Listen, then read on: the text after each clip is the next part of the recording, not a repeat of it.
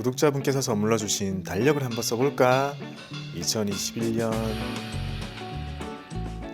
보자. 다 지났네.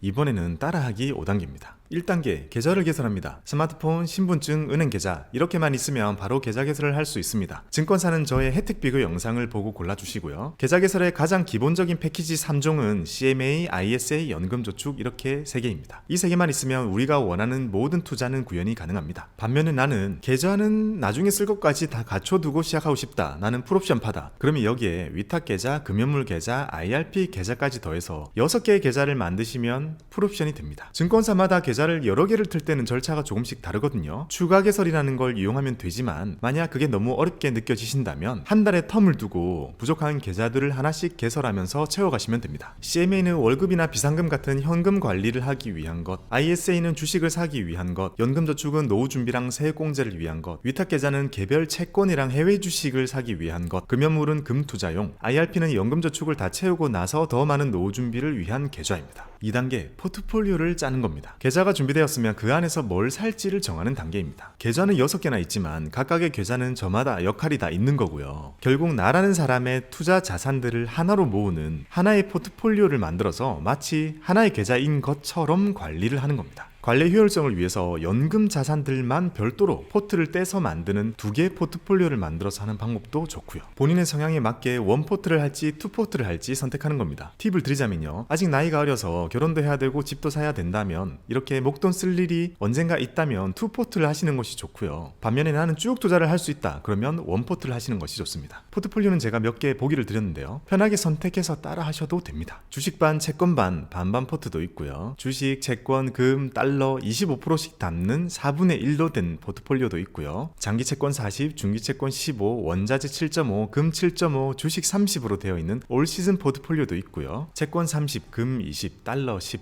배당주 10, 리츠 5, 국내 주식 10, 해외 주식 10%로 되어 있는 제 포트폴리오도 있습니다. 세상에 나쁜 포트폴리오는 없습니다. 여러 가지 자산을 섞기 시작하는 그 순간부터 그 진가는 발휘되는 거거든요. 여러 번 말씀드렸다시피 내가 할 수 있는 투자가 중요하기 때문에 내가 할 수 있는 포트를 선택해 주는 겁니다. 3단계는요. 투자금을 입금하는 겁니다. 포트폴리오는 목돈 투자를 위한 것이 맞습니다. 하지만 우리는 대부분 목돈이 없죠. 돈을 모아가는 과정에서 투자가 필요한 경우가 더 많습니다. 그래서 우리 상황에 맞게 튜닝을 해서 돈을 모아가는 방법의 자산 배분 투자법을 응용해서 사용하는 겁니다. 바로 앞에 말씀드린 포트폴리오들을 우리나라 시장에 상장되어 있는 ETF들로 만들어 보면요. 자, 요거는 반반 포트, 요거는 4분의 1 포트, 그리고 요거는 올 시즌 포트, 요거는 제 포트입니다. 보시다시피 소액으로도 자산 배분 투자는 얼마든지 할 수 있습니다. 내가 회사를 다니면서 매월 일정한 날, 일정한 금액의 월급을 받는 사람이라면 일정한 금액을 자산 배분 투자에 쓸 수 있겠죠. 아직 나에게는 회사 생활이 훨씬 중요하기 때문에 거기에 많은 에너지를 쏟고 이 소액 적립식은 모일 때까지는 자산 배분으로 모아가는 거죠. 돈을 모아가는 적립식 투자라는 건 목돈을 한 번에 투자하는 거치식 투자보다 리스크 관리적인 측면에서 훨씬 유리합니다. 시간 분산이라는 좋은 리스크 관리법을 하나 더 쓰는 거니까요. 그러니까 아직 목돈도 없는데 자산 배분을 어떻게 해? 또는 소액이니까 그냥 몰빵하지 뭐. 이런 생각보다는 소액이지만 시간이 좀 지나면 많이 불어나 있겠지. 복리의 마법이 언젠가 현실이 되겠지. 이런 생각이 우리에게 더 필요합니다. 4단계는 생일의 리밸런싱 하기입니다. 자산 배분 투자자에게 리밸런싱은 반드시 필요한 절차 중에 하나입니다. 내가 매달 저축하는 종목과 수량은 일정 기간 동안은 아주 기계적으로 부어야 하고 시간이 지나면 애초에 내가 목표로 하고 있던 비율과는 많이 달라져 있는 것을 볼 수 있죠. 그럼 우리는 1년에 한 번 정도 틀어져 있는 비중을 다시 보기 좋게 정돈해주는 작업이 필요합니다. 그래서 다시 비율을 조절해 준다고 해서 리밸런싱이라고 부릅니다. 이 작업은 1년에 한 번 내 생일에 잊지 않고 해주시기만 하면 됩니다. 촛불 끄고 리밸런싱 과정에서는 가격이 많이 오른 자산들은 일부를 팔게 되고 가격이 하락한 자산들에게 추가 매수를 하는 그런 매매 전략이 그대로 실현되게 됩니다. 내가 시장을 예상하고 매매하는 것이 아니죠. 마켓 타이밍을 하지 않는 전략, 그것이 자산 배분의 매력이기 때문에 우리는 1년에 한 번 아주 기계적으로 리밸런싱만 해주면 됩니다. 기억하는 거죠. 내 생일에는 촛불 끄고 리밸런싱. 5번째는 나의 삶을 즐기는 단계입니다. 투자는 내가 하기에 따라서 나의 삶을 갉아먹는 기업은 무서운 존재가 되기도 하지만 나와 함께 잘 성장하면 반려동물처럼 나를 평생 행복하게 만들어주는 그런 존재가 됩니다. 많은 기업들이 성장하기 위해서 밤낮으로 일하고 고민하며 실제로 성장을 만들어내잖아요. 하지만 우리는 그런 기업들과 함께 성장하지 못하고 그 기회를 미리 버려버리는 경우가 많죠. 투자에 깊이 몰입하다 보면 시장을 바라보고 있는 것만으로도 마음의 안정을 느끼게 되는데요. 그래서 계속해서 시황을 보고 가격을 보고 차트를 보고 그렇게 되는 겁니다. 하지만 실제로 그 시간이 나의 투자에 도움이 되는 경우는 별로 없거든요. 결국 나는 시간이라는 자원을 투입해서 투자를 하도록 세팅을 해두고 나의 삶은 사회의 한 구성원으로서 회사의 한 직원으로서 커리어를 쌓고 자기개발도 하고 취미생활도 즐기는 그런 행복한 라이프를 즐기는 것이 더 좋다고 생각합니다. 왜냐하면 제가 유튜브를 하기 이전에 가졌던 금융인의 직업은요, 정말 시장에 깊이 파묻혀서 사는 삶이었잖아요. 그 삶이 저에게 많은 경험과 수익을 가져다 주기도 했지만 반대로 삶에 많은 즐거움을 반납하기도 했거든요. 지금 거기서 빠져나와서 생각해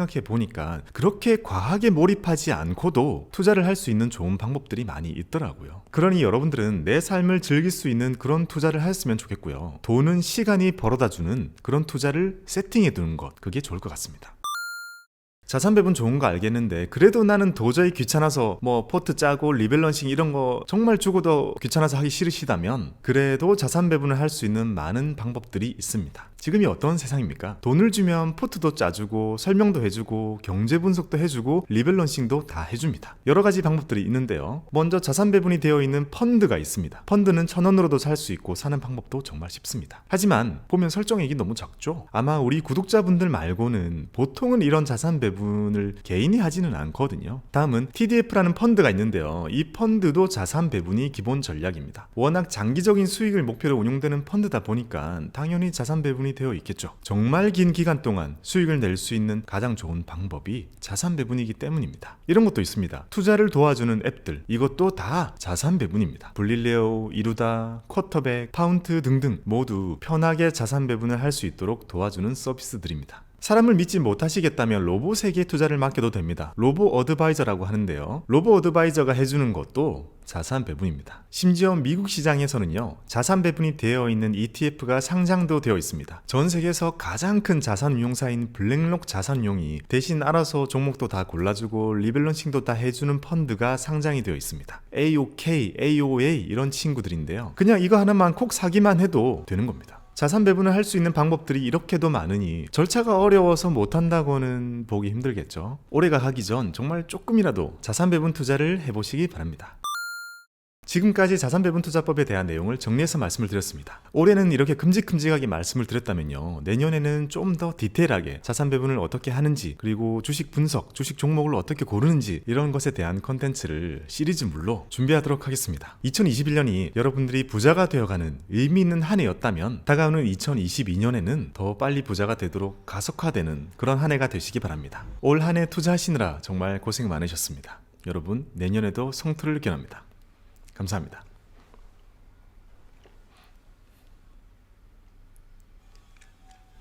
하나, 둘, 셋.